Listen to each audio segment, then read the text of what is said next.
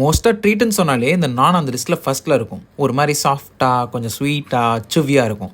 நிறையா பேருக்கு பிடிச்ச அந்த நானை எப்படி செய்கிறதுன்னு சொல்லி தரவா? அதுக்கு முன்னாடி இந்த வீடியோவை சேவ் பண்ணிவிட்டு இந்த மாதிரி ரெசிபிலாம் போடுற நம்ம பேஜையும் அப்படியே கொஞ்சம் ஃபாலோ பண்ணிக்கோங்க.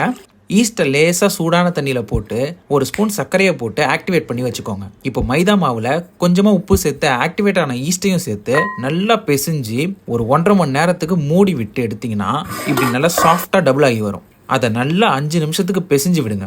இந்த மாதிரி ஒரே சைஸில் அழகழகாக உருண்டை பிடிச்சி சப்பாத்தி கட்டையில் போட்டு ஓவல் ஷேப்பில் திரட்டிக்கோங்க. ரொம்ப மெலிசாக இல்லாமல் இந்த அளவுக்கு இருக்கிற மாதிரி திரட்டிக்கோங்க.